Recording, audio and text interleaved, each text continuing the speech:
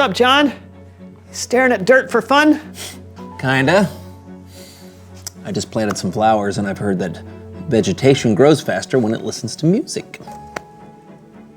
Haven't you ever heard you should talk to your flowers? No. Well, you should. Music supposedly makes them react faster. I just have to find the right kind.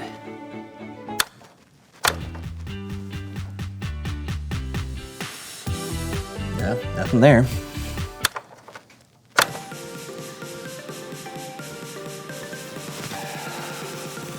John, this is ridiculous. There's no way that... Woo-hoo! It's time for another dance party with DJ Daisy. Hey! You've got to be kidding me. This isn't even a good song. What? Double Daisy dance. Do, do.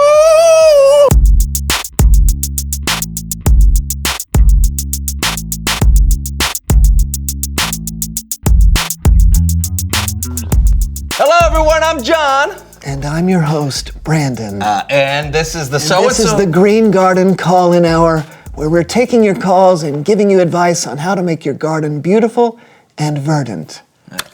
Caller, go ahead. Hi, Brandon. Big fan. What's going on right now? I'm trying to make sure my succulents stay healthy during the upcoming summer months. Do you have any advice on watering frequency? Thanks so much. Love the show. Hey, caller, thanks so much for calling in. My thoughts are that all plants need water, so go ahead and water them all the time, every day, as much as possible. That's terrible advice. And never mind, don't water them, ever. They're smart plants. They'll figure it out. Next caller. Hey, Brandon, long-time listener, first-time caller. I'm trying to plant a blueberry bush, but I don't really know much about soil pH. Is that okay? Why not?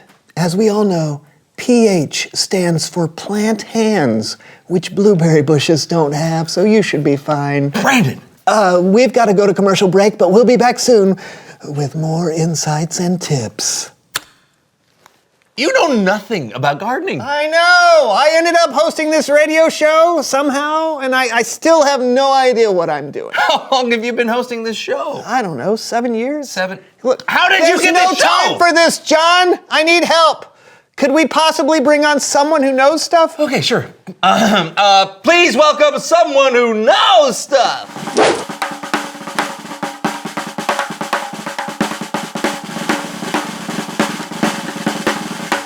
Come on in. Have a seat. Yeah. Thanks for having me. Just 1 second. And we're back after that short break. We've got a guest with us today. Could you please tell us who you are and what you know? Hi, I'm Lily, and I would say that I know a fair amount about gardening. Great to have you with us today. I am so sorry about this. I don't know anything about gardening, but I have to give these people advice. Is there any way you could help me out? Sure, I'd be happy to. Okay, that's great. Okay.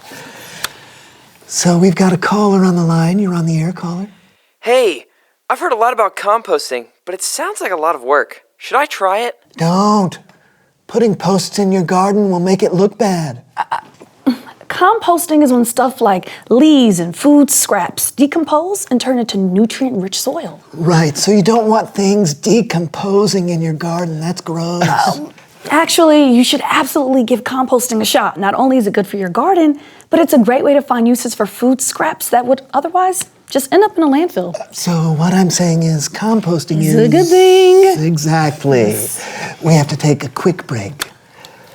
Lily, thank you so much for being on the show. You've proven in one question that you know more about this topic than I ever could. Well, I appreciate the vote of confidence, but I don't think that's true. I think you can know all these things. You just have to study and work, and don't talk on your radio show about things that you're not sure about. Well, thank you for taking the time for helping me understand more about gardening and more about hosting a call-in gardening radio show. Would you be interested in taking over by any chance? I mean, why not? Awesome! I'm happy to help people when I can. All right, that's great. All right. Thanks for tuning into the show today, everyone. This is your host, Brandon, signing off. And this is your new host, Lily, signing on. So when it comes to composting, you want to make sure that your soil is nutrient-filled. You also want to make sure that... Hey, thank goodness Lily was here. I know, right? But I still think posts make for an unsightly garden. No. We're not talking about... Didn't you just listen to... Never mind. It's Bible story time with Kellen.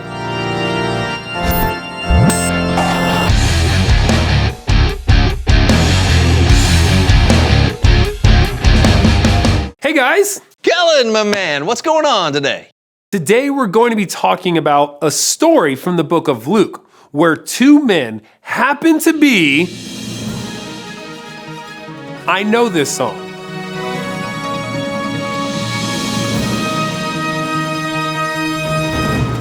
Diane DeWitt here, reporting for Ancient News, where we only cover the oldest possible news. Later, floppy disk. Neither floppy nor disk. But first, since the crucifixion of Jesus, we've heard reports of some incredible things. Some eyewitnesses have even said they've seen Jesus alive. We go now live to the city of Emmaus to speak with one of those witnesses, Cleopas. Cleopas, can you tell us what happened? So, my friend and I were walking on the road from Jerusalem to the village of Emmaus. We were talking about all the stuff that's been going on in Jerusalem, and this guy comes up to us, and he asks us what we're talking about. And we're like, you don't know? And what were you talking about? Well, you don't know either? We were talking about Jesus, of course. How he was a powerful prophet and was sentenced to death. How he died on the cross. We were both bummed because we were really sure that he was going to be the person to set Israel free. But Jesus was crucified and put in a tomb. That's what I'm saying. 3 days ago that was. But that's not all. Today, some friends of ours went to Jesus' tomb and didn't find his body. They saw angels who told them that Jesus was alive. Amazing. Yeah. And you told all of this to the man who came up to you on the road? Yeah. And get this. He said we were being foolish. He said, and I remember this exactly, he said, how long it takes you to believe all the prophets said. Didn't the Messiah have to suffer these things and then receive his glory? And what did that mean? We weren't sure either. So this guy explained. He went through the scriptures, starting all the way back with Moses and the prophets, all of it. It was like God had this plan for everything that's been happening. Fascinating story. I'm sure that's all there is to it, though. Actually, there's Back to you, Kellen. Okay. Well, that isn't exactly all there is to it, but that is how it started. You see, Cleopas and his friend were just arriving at home when they... There it is. We're back with more Ancient News. Later, silly bands can actually be used as rubber bands. Maybe they're not so silly after all.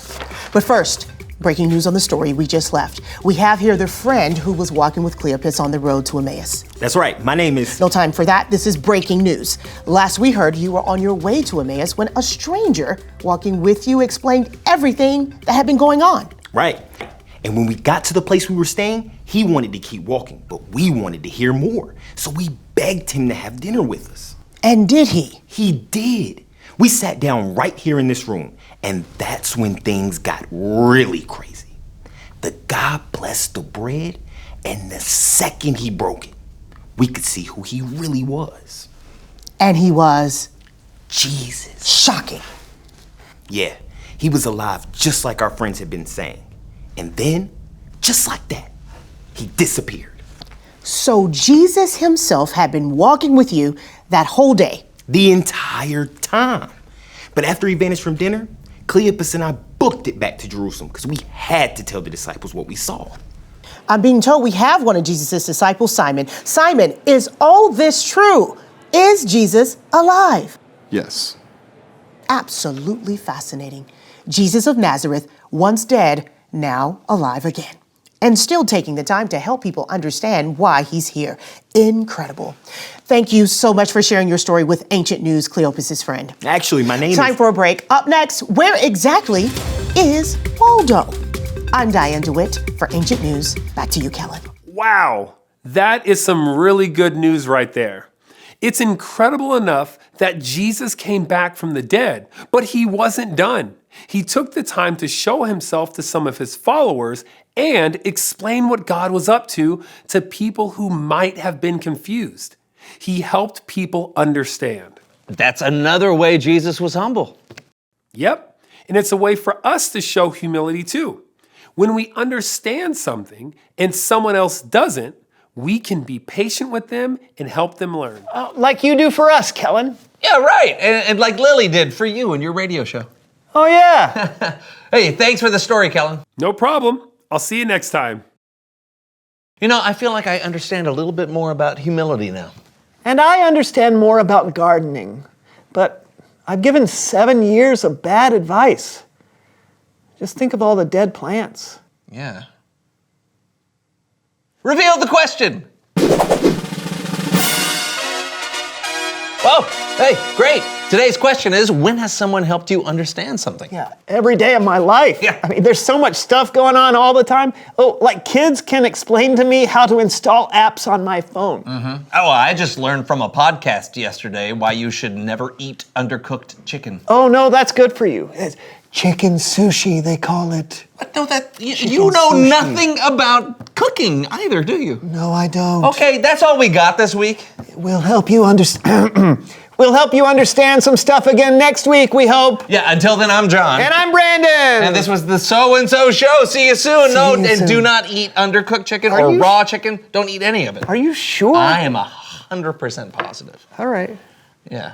It's time to get our day thought of DJ Daisy. And I am Dan D. Lion. KidZone.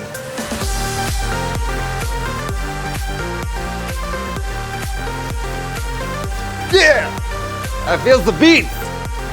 I think there's some beats growing in the soil.